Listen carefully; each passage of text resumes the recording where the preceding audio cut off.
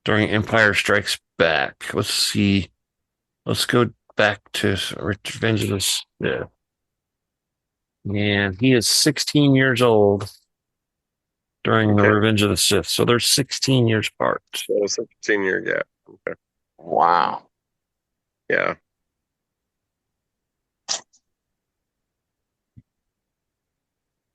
He likes the older man. She went after the old man. The old man got him a princess. Dirty old man. Exactly. All right. Let's beg for some feedback again.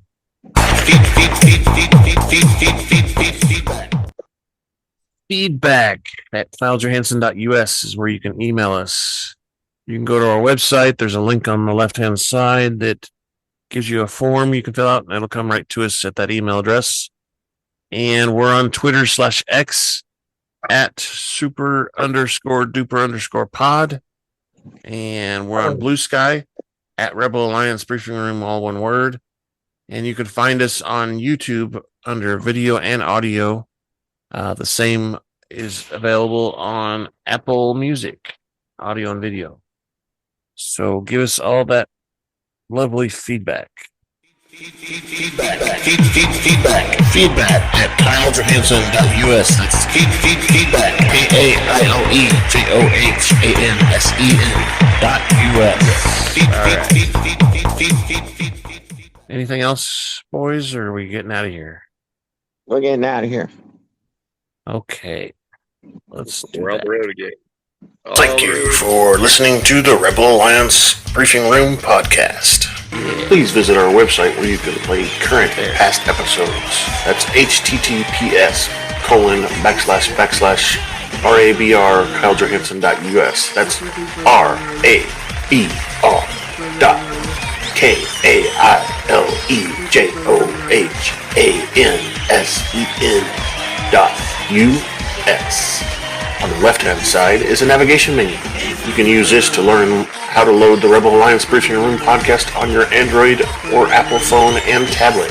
And we have direct links to our podcast on Apple and Google Podcast. Please participate by connecting to our social media, answering questions of the week, or submitting feedback directly from the site.